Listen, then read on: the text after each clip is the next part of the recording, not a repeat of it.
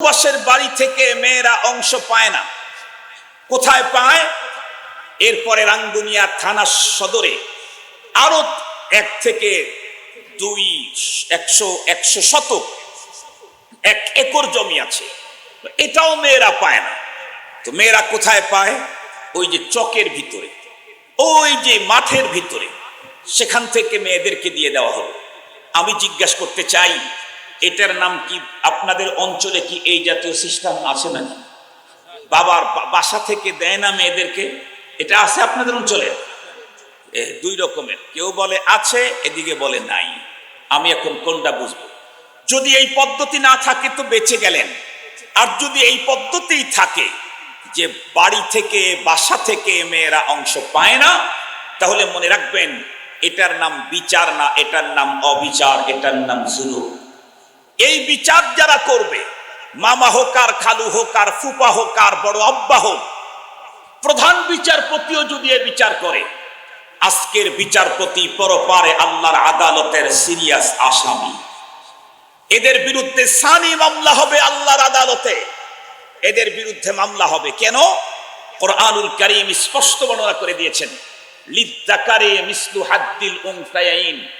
বাবার রেখে যাওয়া সম্পদ স্থাবর অস্থাবর, শহরে গ্রামে গঞ্জে, দেশে বিদেশে, ব্যাংকে, যত জায়গায় আছে, যেখানে ভাইয়ের অংশ সেখানেই বোনের অংশ, যেখানে ভাইয়ের অংশ সেখানেই বোনের অংশ।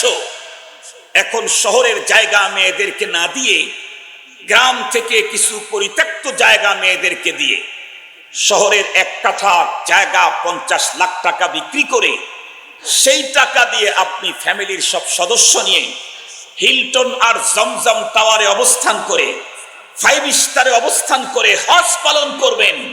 5 দিন কেন, 5000 বছরেও আল্লাহর বন্ধুত্বের চেয়ার নসিব হবে না।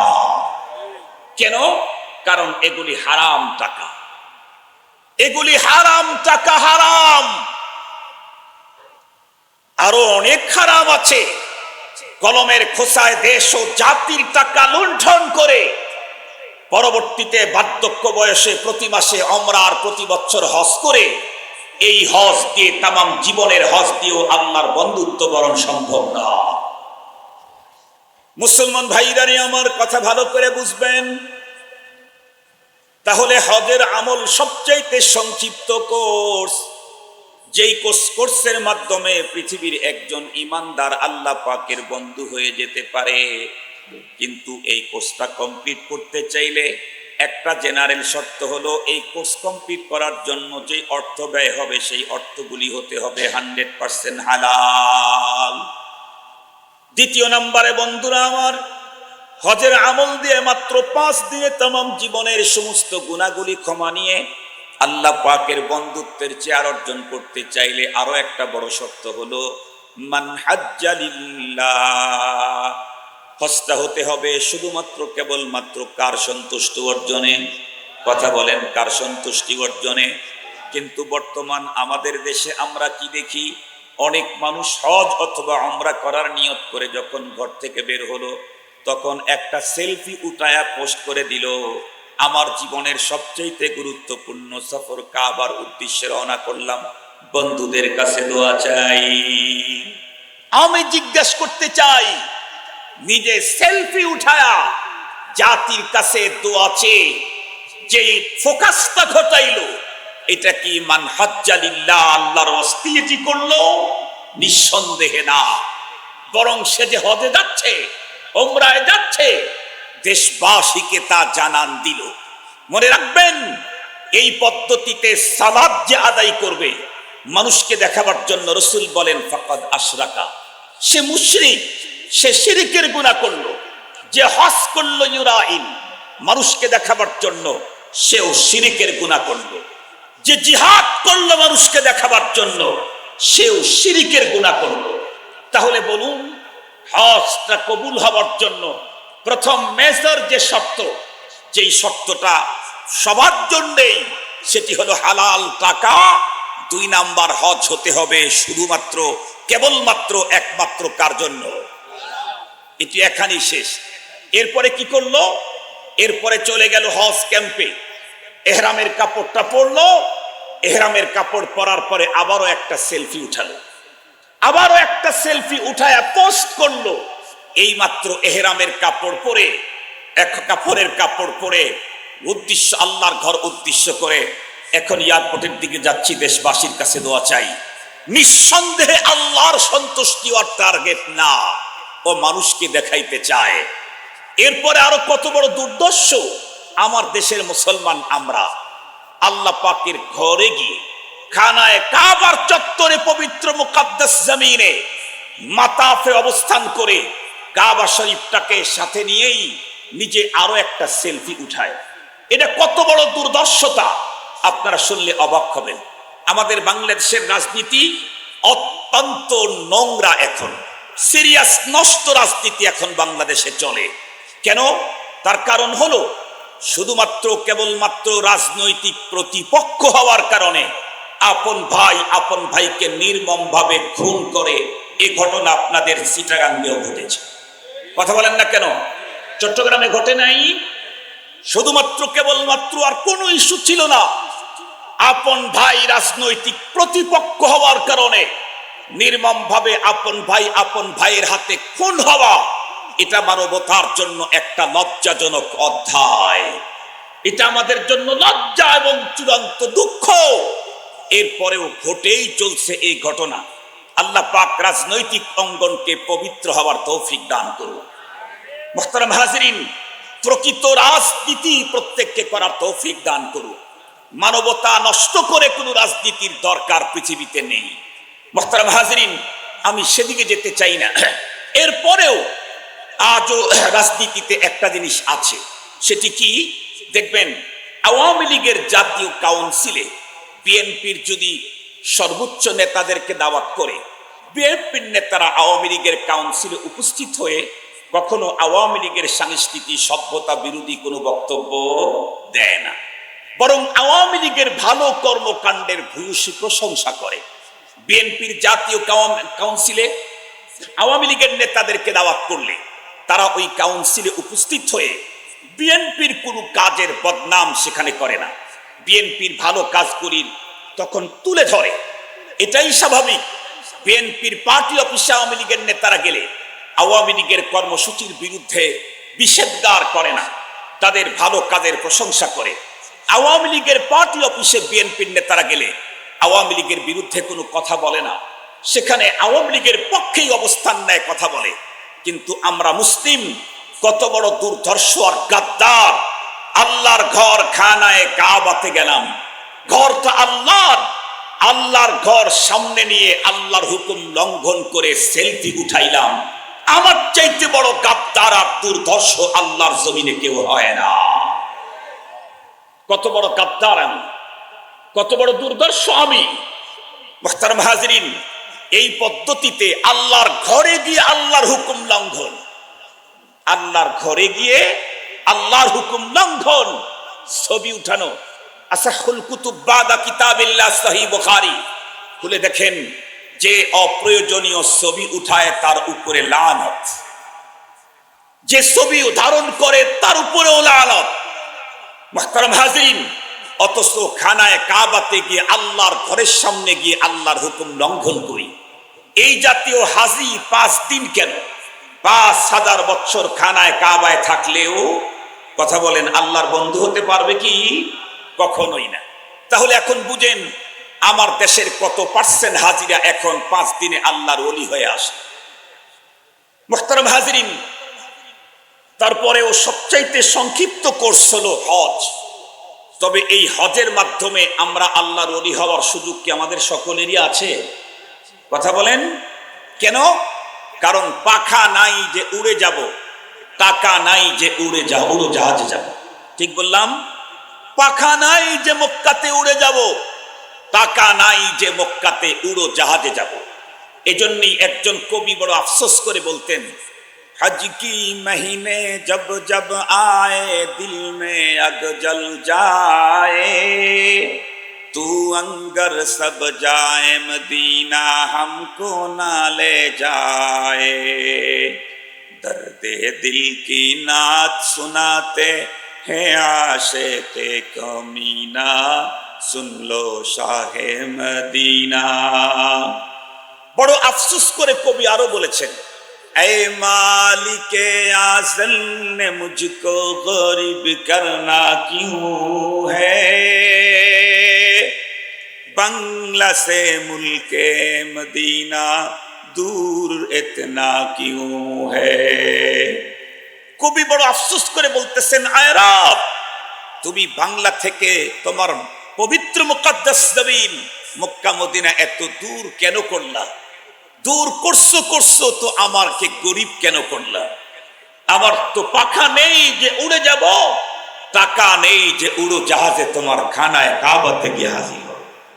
তাহলে সব মানুষ ইচ্ছা করলে এই পদ্ধতিতে আল্লাহর ওলি হওয়ার সুযোগ নেই। তাহলে এখন আল্লাহর ওলি হতে চাইলে আর কয়টা কোর্স বাকি রইল? ওনলি ফর ওয়ান, মাত্র একটা পথ এখন বাকি রইল, সেটি হলো সংক্ষিপ্ত কোর্স। এই কোর্সে মাত্র এক চিল্লাও না, মাত্র 30 দিন 29 দিন রমাদানুল মুবারকের রোজা। সুবহানাল্লাহ বলবেন না যে? এই 29 অথবা 30 দিন, 40, এক চিল্লাও না, 40 দিনও না, 30 দিন 29 দিনের এক মাসের রোজা দিয়ে যে কোনো মানুষ তাম জীবনের সব গুনাহ মাফ নিয়ে আল্লাহ পাকের ওলি হয়ে যেতে পারে। সুবহানাল্লাহ। এখন প্রশ্ন হলো, হুজুর কত বছরের রোজা লাগে আল্লাহর ওলি হতে? আল্লাহর কোরআন থেকে বলছি 1 বছরের রোজা দিয়ে আল্লাহর ওলি হওয়া যায়। সুবহানাল্লাহ বললেন না যে? এখন আবার করছেন, হুজুর আমি তো 30 বছর হয় রোজা রাখতেছি, 30 বছরের রোজা দিয়েও তো আল্লাহর ওলি হতে পারলাম না। আপনি বলতেছেন 1 বছরের রোজা দিয়ে আল্লাহর ওলি হওয়া যায়। তাহলে আমি আপনাদেরকে একটা মিসাল দেই, পরবর্তীতে আমি আপনাদেরকে ফর্মুলা বলে দেই। এই ফর্মুলাতে রোজা রাখবেন, আগামী 1 মাসেই আল্লাহর বন্ধু হয়ে যাবেন ইনশাআল্লাহ। আমাদের এই যে আজকের মাহফিলের স্প্যান্ডেল যেটা আছে, ধরে নেন এটা একটা জামে মসজিদ, ধরে নেন এটা একটা জামে মসজিদ।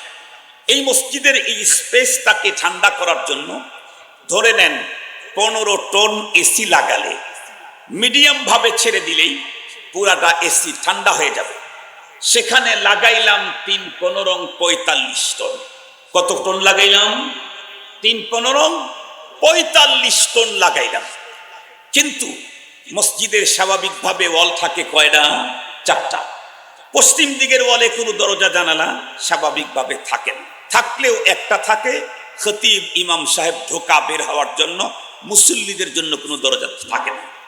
উত্তর দক্ষিণের দরজা থাকে, জানালা থাকে, পূর্ব দিকে দরজা থাকে, জানালাও থাকে।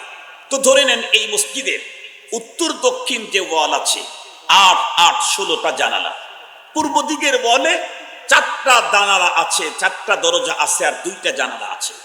সবগুলি খোলা রাখলেন, একদম টোটাল সব আউট করে দিলেন। এরপরে 45 টন এসি চালায়া দিলেন, মিডিয়াম না হাই ভোল্টেজ দিয়ে দিলেন। বলুন তো দেখি ভিতরটা কি পরিমাণে ঠান্ডা হবে? আপনারা আমার কথা বুঝেন নাই, একটু উত্তর দিবেন। কি পরিমাণে ঠান্ডা হবে? ঠান্ডা হবেই না? না, ভুল বলছেন, ঠান্ডা হবে, অল্প কিছু হবে। যেই মানের ঠান্ডা হওয়ার কথা সেই মানের ঠান্ডা হবে না। কেন? কারণ এসি চালানো আছে, কিন্তু এই ঠান্ডাকে সংরক্ষণের ব্যবস্থা নেই। এমত অবস্থায় যদি বিদ্যুৎ চলে যায়, তাহলে দেখবেন সেকেন্ডের কাটা 12 লেখা যে জায়গা ছিল, এই 12 এখানে আসতেই বিদ্যুৎ চলে গেল। সেকেন্ডের কাটাটা ঘুরে ঘুরে আবার 12 লেখার কাছে আসার আগেই মুসল্লিদের শরীর থেকে ঘাম চলে আসবে। ঠিক বললাম না? ঠিক বললাম? পক্ষান্তরে সব জানালা দরজা বন্ধ করে দেন, 30 টন এসিও বন্ধ করে দেন, মাত্র 15 টন এসি চালু রাখেন। আর পাওয়ার যদি হাই দিয়ে দেয়, আর ইশার সালাতে যদি ইমাম সাহেব একটু সুন্নত তরিকায় কেরাতটা একটু লম্বা করে, তাহলে দেখবেন 3 রাকাত নামাজ পড়তে না পড়তেই যাদের প্রেশার লো অথবা একটু বৃদ্ধ মানুষ, এদের শরীরের ভিতরে মাঘ মাসের শীতের মতো কাঁপুনি আসবে। 4র্থ রাকাত শেষ করে সালাম ফিরাতে না ফিরাইতেই বৃদ্ধ লোকগুলি, লো প্রেশারের লোকগুলি বলবে, এই মুয়াজ্জিন সাহেব দ্রুত এসি বন্ধ করেন, না হলে কম্বল নিয়ে এসে দেন। ঠিক বললাম না? ঠিক বললাম? খুব ভালো করে বুঝবেন। সব দরজা জানালা সবগুলি বন্ধ করে মাত্র 15 টন এসি চালায়া দিলেই টোটাল ঠান্ডা কম্বলের প্রয়োজন হয়। এমতো অবস্থায় এশার সালাম ফিরানের সাথেই বিদ্যুৎ চলে গেল, দরজা জানালা সব বন্ধ রইল। এরপরে তারাবির নামাজ শুরু হলো। আমার বিশ্বাস 20 রাকাত তারাবিতে 1 ঘন্টা সময় পার করে দিলেও 1 ঘন্টার মধ্যে এই মসজিদটা গরম হবে না। কেন? কারণ এসি চালানো আছে 15 টন, কিন্তু যতটুকুন ঠান্ডা বেরিয়েছে পুরাটাই সংরক্ষণের ব্যবস্থা আছে। পক্ষান্তরে আরো 30 টন বাড়ায়া চালানোর পরেও যেই পরিমাণে ঠান্ডা হওয়ার কথা সেই পরিমাণে ঠান্ডা হয় নাই। বিদ্যুৎ চলে যাওয়ার সাথে সাথেই পরের মিনিটে ঘাম ঝরা শুরু হয়ে গেছে। মুহতারাম হাজিরিন, 1 রমজানের 30 রোজা দিয়েই আমরা মুত্তাকি হয়ে যেতাম, আল্লাহর দোস্ত হয়ে যেতাম, আল্লাহর বন্ধুত্বের চেয়ার আমার অর্জন হয়ে যেত।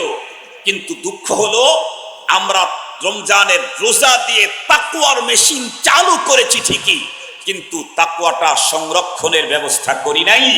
আমাদের বডির দরজা জানালা সব খোলা রেখেছি। বডির দরজা জানালা বন্ধ করেন। আগামী পহেলা রমজান থেকে সিয়াম শুরু করেন।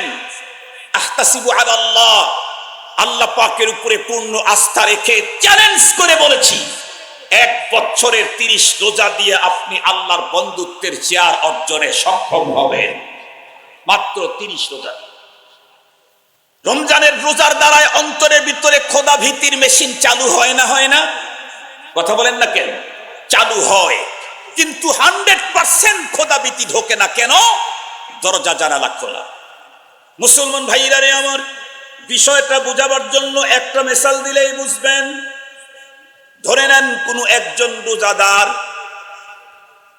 পুরা বিশাল বড় বন্ধুরা আমার খালি জায়গার ভিতরে 30 তলা উঁচু এক বিল্ডিং তৈরি করেছে। টোটাল বিল্ডিং এর ভিতরে কোনো একজন মানুষ নাই, কোনো দানব নাই। উনি 15 তলাতে একা একাই বাস করেন। দিনটা এতটাই কড়া এবং চড়া, তৃষ্ণায় দিল ফেটে চৌচি হয়ে যাচ্ছে। গরমের কারণে কখনো কখনো টাওয়েল ভিজিয়ে মুখগুলি মুছতেছেন, কখনো বুকের উপরে রাখতেছেন। এই আল্লাহর বান্দা যেই রুমের ভিতরে বাস করেন সেই রুমে তার নাকের ডগায় 50 আইটেমের কোল্ড ড্রিঙ্কস আছে। অরেঞ্জ বলেন, কমলা বলেন, আম বলেন, লেবু বলেন আর জাম বলেন, এই জাতীয় 50 আইটেমের কোল্ড ড্রিঙ্কস তার নাকের ডগায়। উনি যদি ইচ্ছা করে 50 বার পানি এই কোল্ড ড্রিঙ্কস গুলি পান করতে পারবেন, নিজের তৃষ্ণা নিবারণ করতে পারবেন, পৃথিবীর কেউ দেখে না। এরপরেও রোজাদার কখনোই এই সুযোগটা গ্রহণ করে না, বরং প্রয়োজনে বেশি ব্যস্ত। বন্ধুরা আমার, অসহ্য হয়ে গেলে তাও এল ভিজায়া মুখের উপরে বুকের উপরে রেখে দেয়, এরপরেও পানি পান করে না। জিজ্ঞাসা করতে চাই, বলুন তো দেখি কার ভয়ে? নিঃসন্দেহে আল্লাহর ভয়ে। পৃথিবীর কেউ তো দেখবে না, তারপরেও কেন পান করে না? আল্লাহ পাকের ভয়ে। তাহলে বোঝা গেল রোজা রাখার কারণে আল্লাহর ভয়ের মেশিন চালু হয়েছে না হয় নাই? আল্লাহর ভয়ের মেশিন চালু হয়ে গেছে।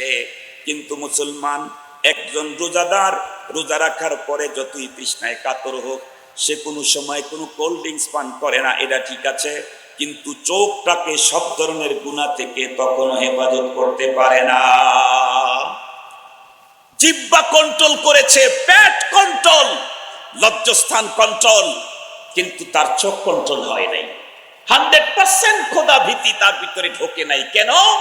কারণ রোজা রেখে খোদা ভীতির মেশিন চালু হয়েছে, বাট দরজা জানালা খোলা আছে।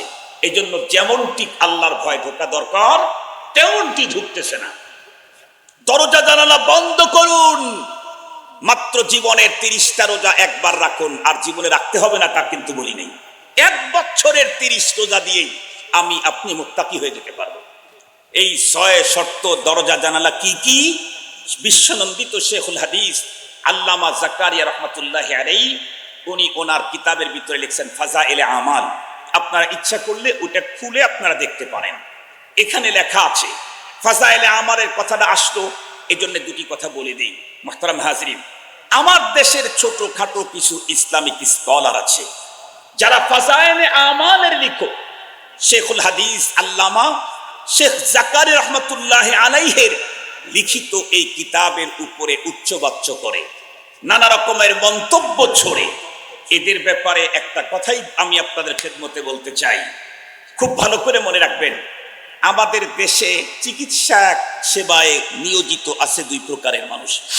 একটা হলো যারা সরকার অনুমোদিত শিক্ষা ব্যবস্থা যেগুলি আছে, এই মেডিকেল কলেজগুলি থেকে উচ্চাঙ্গের ডিগ্রি অর্জন করেছে, দেশের বাহির থেকে অনেক বড় ডিগ্রি নিয়ে এসেছে, এরাও হলো ডাক্তার। আবার গ্রাম্য হাতুড়ে ডাক্তারও ডাক্তার। মোহতারাম হাজরিন, হাতুড়ে ডাক্তারের সাথে ওই দেশ বিদেশ থেকে অনেক ডিগ্রি অর্জনকারী এই ডাক্তারদের কোনো তুলনা হবে কি? কথা বলেন না কেন? আমার দেশের বর্তমান ইসলামিক স্কলার খ্যাত যারা, তাদের অবস্থান হলো হাতুড়ে ডাক্তারের মতো। আর শেখুল হাদিস আল্লামা জাকারি রহমাতুল্লাহ আলাইহি, উনি হলেন দেশ বিদেশ থেকে উন্নত ডিগ্রি অর্জন করে জাতীয় ডাক্তার খ্যাতি প্রাপ্ত একজন বিজ্ঞ আলেম, তার চাইতে আরো বড় ইসলামিক স্কলার। এই জন্য এই ছোটখাটো ইসলামিক স্কলারদের উচ্চবাচ্চর মন্তব্যের কারণে ফাজাইলে আমালের উপরে কোনো ধারণা তৈরি করা নিঃসন্দেহে বোকা, আর চূড়ান্ত বোকামি ছাড়া আর কিছু হবে না। শেখুল হাদিস আল্লামা জাকারি রহমাতুল্লাহ আলাইহি যে কয়টা কিতাব লিখেছেন, আজকের ইসলামিক স্কলাররা ওই কয়টা কিতাব পড়েই নেই জীবন। মুহতারাম হাজরিন, আজকের এই পৃথিবীতে আমাদের আশরাফ আলী থানভী রহমাতুল্লাহ আলাইহি আমাদের একজন ইসলামিক স্কলার ছিলেন। তার লিখিত বইয়ের সংখ্যা 1500-র উপরে, 1500-এর উপরে বই লিখেছেন একজন মানুষ। উনি যেই পরিমাণে বই লিখেছেন, ওই পরিমাণে বই পড়ার মতো ইসলামিক স্কলার এখন বর্তমান পৃথিবীতে খুঁজে পাওয়া কঠিন আছে। মুহতারাম হাজরিন, বর্তমান সময়ে এই পৃথিবীতে আলমী ইসলামিক স্কলার আল্লামা মুফতি তকি উসমানী হাফিজাহুল্লাহ, আমার মনে হয় আল্লাহ যদি ওনাকে আর 10-15-20 বছর হায়াত দেন, তাহলে হাকিমুল উম্মত থানভীকে ওভার করে যাবেন। ওনার একটা কিতাব যেগুলি লিখেছেন, কোন একটা 25 খণ্ড 30 খণ্ড, একটা এরকমের হাজার কিতাবের রচনা করেছেন। এই জন্য হযরতে শেখুল হাদিস আল্লামা জাকারি রহমাতুল্লাহ আলাইহির উদ্ধৃতি দিলে কারো আবার চুলকানি জাগতে পারে। আরে ওনার কথা বলতেছেন, জি, ওনাকে চিনতে হবে, ওনাকে চিনতে হবে। উনি বলেন, কোন মানুষ যদি রোজা রাখে আর তার দরজা জানালা বন্ধ করে 6টা কাজ করে, তাহলে 1 বছরের রোজা দিয়ে আল্লাহর ওলি হয়ে যেতে পারে। 1 নাম্বার, রোজা কি জিনিস? রোজা হলো সুবহে সাদেক থেকে সূর্য অস্ত পর্যন্ত পানাহার, কামাচার, নিয়তের সাথে এগুলি থেকে বিরত থাকা। পানাহার, কামাচার থেকে বিরত থাকা, নিয়তের সাথে। আমি জিজ্ঞেস করি আপনাদেরকে, রমজান মাসে দিনের বেলায় খাওয়া বৈধ না অবৈধ? একটু আওয়াজ করেন না কেন? দিনের বেলায় রমজান মাসে পান করা বৈধ না অবৈধ? দিনের বেলায় রমজান মাসে স্ত্রীর সাথে বিশেষ সাক্ষাৎ বৈধ না অবৈধ? আমি জিজ্ঞেস করতে চাই, কোন এক রোজাদার রোজা রেখে এই অবৈধটা কাজটা কি কেউ করে কি না? আমি আরেকটা কথা জিজ্ঞেস করি, এই যে অবৈধ, এটা কি চিরস্থায়ী অবৈধ না 1 মাসের জন্য? তাহলে এটা হারাম, তবে এটা সাময়িক হারাম, চিরস্থায়ী হারাম। রমজান মাসে রোজা রাখার দ্বারায় আল্লাহ পাক যেটা সাময়িক অবৈধ ঘোষণা করলেন সেটা মেনে নিলাম, কিন্তু এই চোখ দিয়ে কুদৃষ্টি করা বৈধ না অবৈধ? মুখ দিয়ে কু কথা বলা বৈধ না অবৈধ? এটা কি শুধু রমজান মাসের জন্য হারাম না চিরস্থায়ী হারাম? আর একটু জোরে বলেন। সাময়িক শরীয়ত যেটা হারাম ঘোষণা করলো ওটা মেনে নিলাম, আর চিরস্থায়ী যেটাকে হারাম ঘোষণা করলো সেটা রোজা রাখার পরেও মানতে পারলাম না। তাহলে এটা কেমন রোজা? তাহলে এটা কেমন রোজা? মুসলমান ভাইরা রে, আমার কথা ভালো করে বুঝবেন। বিশ্বনন্দিত শেখুল হাদিস আল্লামা জাকারি রহমাতুল্লাহ আলাইহি বলেন, রোজা রাখার পরে কেউ যদি 6 শর্ত মেনটেন করে, তাহলে 30 দিনের রোজা দিয়ে আল্লাহর বন্ধু হয়ে যাবে, আল্লাহর ওলি হয়ে যাবে। 1 নাম্বার চোখ কন্ট্রোল, কুদৃষ্টি করা যাবে না। 2 নাম্বার মুখ কন্ট্রোল, কু কথা বলা যাবে না। 3 নাম্বার কান কন্ট্রোল, কু কথা শ্রবণ করা যাবে না। কোনো একজন মানুষ রোজা রাখার পরেও যদি মুখ কন্ট্রোল, কান কন্ট্রোল, চোখ কন্ট্রোল না করে, তাহলে দুনিয়াতেও তার কষ্ট হবে এবং রোজাটাও তার নষ্ট হবে। সুন্দর করে বুঝাবার জন্য পয়গম্বরের একটা হাদিস শোনায় দেই।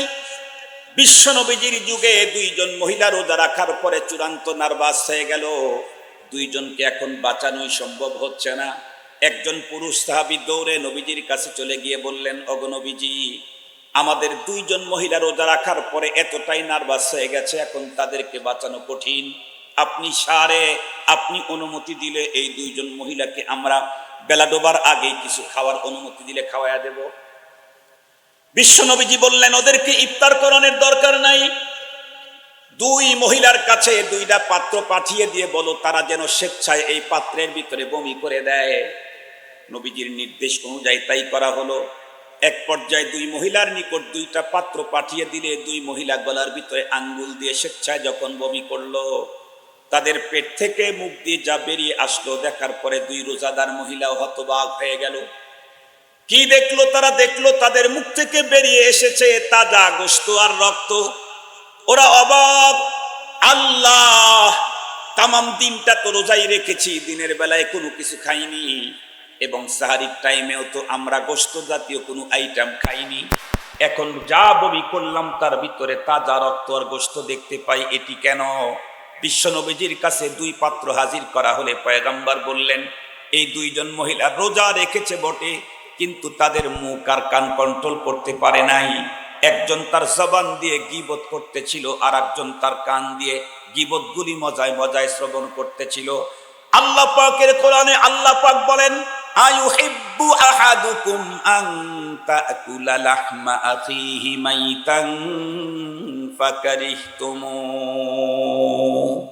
কেউ কারো গীবত করা আপন মরা ভাইয়ের গোশত খাওয়ার শামিল।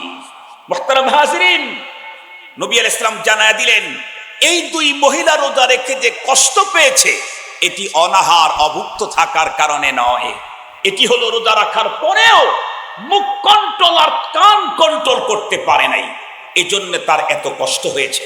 এজন্য আমি বলেছি, রোজা রাখার পরে যদি কেউ তার চোখ মুখ কান কন্ট্রোল করতে না পারে, তাহলে দুনিয়াতেও কষ্ট, রোজা দাও নষ্ট। দুনিয়াতেও কষ্ট, রোজা দাও নষ্ট। এজন্য আসুন, এক মাসের একটা কোর্স আল্লাহ আমাকে দিয়েছেন, জীবনের সব গুনাহ মাপ পেয়ে আমি আল্লাহর বন্ধু হয়ে যেতে পারবো। আল্লাহু আকবার বললেন না যে? জীবনের অপরাধের কোনো সীমা নাই, সীমাহীন গুনাহগুলি আমি ক্ষমা নিয়ে আল্লাহর বন্ধু হতে পারবো মাত্র একটা মাসে। আমার দেশের কত রাজনৈতিক নেতারা জেল জীবন কারাবরণ করে কেন? রাজনৈতিক প্রমোশনের জন্য। কারাবরণ করে রাজনৈতিক প্রমোশনের জন্য, বছরের পরে বছর, মাসের পরে মাস। দুনিয়াতেও যারা বড় হয়েছে তাদের জীবন লম্বা টাইম কারাগারে গেছে। বঙ্গবন্ধু লম্বা টাইম কারাবরণ করতে হয়েছে। আমাদের মাদানী রহমাতুল্লাহ আলাইহি স্বাধীনতা আন্দোলনের যারা প্রবক্তা ছিলেন তাদের জীবন ইতিহাস পড়ে দেখেন, আধে জিন্দেগি জেল মে, আধে জিন্দেগি রেল মে। ব্রিটিশ খেদাও আন্দোলনের সেনানায়কদের অর্ধ জীবন গেছে রেলে আর অর্ধ জীবন গেছে জেলে। মুহতারাম হাজিরিন, খুব ভালো করে বুঝবেন, দুনিয়ার কয়েকদিনের একটা চেয়ারের জন্য যদি বছরের পর বছর যদি কারাবরণ করা সহজ হয়, তাহলে আল্লাহ পাকের বন্ধুত্বের চেয়ার অর্জনের জন্য একটা মাস নিজেকে কন্ট্রোল করা কি সহজ না? একটা মাস রমাদানুল মুবারক, চোখ কন্ট্রোল, মুখ কন্ট্রোল, কান কন্ট্রোল। 4 নাম্বার অঙ্গ প্রত্যঙ্গ কন্ট্রোল। অঙ্গ প্রত্যঙ্গ দিয়েও কোনো অপরাধের কাজ করা যাবে না। কেউ যদি আমার সাথে ওই জাতীয় শরীয়ত বিরোধী কোনো কথা বলে, তাহলে আমাকে বলতে হবে, ইন্নী রাজুলুন ইমরাউন সাইম, ইন্নী ইমরাউন সাইম, আমি একজন রোজাদার মানুষ, সরি, আমি আপনার সাথে উচ্চবাচ্য কোনো কথা বলতে পারবো না, আমি রোজাদার, আমাকে ক্ষমা করুন, কারণ আমার রোজা অনেক দামি। আমার 70 বছরের গুনাহ মাপ দেব এই রমজানের একটা মাসে। এই জন্য আমার অনেক বেশি চিন্তা চেতনা মাথার মধ্যে আছে। 5 নাম্বার এত কিছু করলাম, চোখ কন্ট্রোল, মুখ কন্ট্রোল, কান কন্ট্রোল, অঙ্গ প্রত্যঙ্গ কন্ট্রোল। এরপরে আরো একটা কন্ট্রোল, কি? সাহারি আর ইফতারে খেতে হবে হালাল খাবার। কথা বলেন, সাহারি আর ইফতারে খেতে হবে 100% হালাল খাবার। আগেই বলেছি, হারামখোর কখনো আল্লাহর বন্ধু হওয়ার সুযোগ নেই। সাহারিতে যদি 20 আইটেম খাইলেন, ইফতারে 50 আইটেম ব্যবস্থা করলেন, সবই হারাম, আল্লাহর বন্ধু হবার সুযোগ নেই। হালাল খেতে গিয়ে সাহারিতে পানি ভাত খেয়েছেন, হালাল খেতে গিয়ে ইফতারে কিছুই জোগাড় করতে পারেন নাই, হালাল তো পানি দিয়েই ইফতার করেছেন, তবু আপনি আল্লাহর বন্ধু হওয়ার সুযোগ আছে। আল্লাহর বন্ধুত্বের চেয়ার আপনার জন্য অপেক্ষা করবে। মুহতারাম হাজরিন, সময় আমাকে বারবার সিগন্যাল দিচ্ছে, আমার ঘড়ি আর কি, এজন্য আমি আরো বিস্তারিত কথা বলতে পারতেছি না। 5 নাম্বার খ, হালাল হলেও ইফতারে ওভারলোড খাওয়া যাবে না। ইফতারে ওভারলোড খেলে সুস্থতা নষ্ট হবে, কারণ 16 ঘন্টা 14 ঘন্টা স্টমাক ছিল এমটি, হঠাৎ করে যদি 3 লিটারের চাপ দিয়ে দেন তাহলে অবশ্যই সুস্থতা বিঘ্নিত করবে এবং রোজার তাকওয়াটা নষ্ট হয়ে যাবে। 6 নাম্বার, এত কিছু করার পরেও ভিতরে কোনো ভাব তৈরি করা যাবে না যে আমার চোখ কন্ট্রোল করেছি, কান কন্ট্রোল করেছি, জবান কন্ট্রোল করেছি, অঙ্গ প্রত্যঙ্গ কন্ট্রোল করেছি, হালাল খাবার খেয়ে ইফতার সাহরি করেছি, আমার রোজার মতো আর অন্য কারো রোজা হয় নাই, তাহলে সব শেষ। এত কিছু করার পরে ভিতরে থাকবে আতঙ্ক আর ভয়। আল ঈমান বাইনাল খাউফি ওয়ার রাজা, আল ঈমান বাইনাল খাউফি ওয়ার রাজা। সারাদিন এতগুলি কন্ট্রোলিং এর পরেও ইফতারের টাইম যতই ঘনায় আসবে ততই ভিতরে থাকতে হবে আতঙ্ক। আল্লাহ যেই পদ্ধতিতে সিয়াম পালনের নির্দেশ তুমি দিয়েছিল আমি কমজোর, তুমি দিয়েছিলে আমি কমজোর, আমি দুর্বল, আমি নষ্ট, আমি ভালো রোজা রাখতে পারি নাই। কিছুক্ষণ পরে যখন ইফতার হবে রোজাগুলি তোমার সামনে পেশ করা হবে, আমার নষ্ট রোজা দেখে আমার রোজা আমার নাক বরাবর ফিরে দিও না, তাহলে আমার খাসিয়াত দুনিয়া ওয়াল আখিরা, দুনিয়াও আমার কষ্ট, আখিরাত আমার নষ্ট হয়ে যাবে। বরং আল্লাহ তুমি আমাকে ক্ষমা করে দাও। আমাদের দেশে অনেক মানুষ আমাদের সাথে কথা বলতে আসে, কি বলে, হুজুর আমি তো বলি পাই পাই হিসাব করে আমি যাকাত দেই, আমার তো এমন হওয়ার কথা না। এটা ভাবনা, এটা ভাবনা। কেউ আবার কি বলে, হুজুর জানেন আমার ফ্যামিলিতে একজন লোক বেনামাজি নাই, একজন লোক নামাজ না পড়লে আমি তার খানা বন্ধ করে দেই, সুতরাং আমার তো এমন হওয়ার কথা না। লা হাওলা ওয়ালা কুওয়াতা ইল্লা বিল্লাহ। এই ভাব আপনি কোথা থেকে তৈরি করলেন? আপনি কি নামাজ পড়েছেন? আপনি কোন কোয়ালিটির নামাজি? আপনার ফ্যামিলির লোকেরা কোন কোয়ালিটির নামাজি? আপনার নামাজ কি রাসূলুল্লাহর নামাজের চাইতে উন্নত? কথা বলেন না কেন আপনারা? আমার নামাজ কি রাসূলুল্লাহর নামাজের চাইতে উন্নত? আমার রাসূলের জীবনের পূর্বাপর সব গুনাহ মাফ। আমার রাসূলকে দুনিয়ার সকল নেক আমলের মডেল ঘোষণা করা হয়েছে। সেই রাসূল পর্যন্ত নামাজ পড়ার পরে কি বলতেন? আতঙ্ক আর ভয় নিয়ে বলতেন আস্তাগফিরুল্লাহ, আস্তাগফিরুল্লাহ, আস্তাগফিরুল্লাহ। যেমনটি রুকু হওয়া দরকার তোমার শান অনুযায়ী আমারটা হয় নাই, যেমনটি সিজদা হওয়া দরকার ছিল আমারটা তা হয় নাই। রব তুমি আমার এই দুর্বলতা, এটাকে আমাকে ক্ষমা করে দাও। নবীজির নামাজ কি দুর্বল? নবীজির নামাজ দুর্বল না, নবীজির নামাজ সবচাইতে উন্নত। তারপরেও নবীজি সালাতের পরে বলতেন বিনয়ের সাথে আস্তাগফিরুল্লাহ, আস্তাগফিরুল্লাহ। যার জীবনের পূর্বাপর সব গুনাহ অগ্রিম ক্ষমা, তারপরেও বিনয়ের সাথে নামাজ পড়ে বলতেন আস্তাগফিরুল্লাহ। আর আপনি কি বলেন?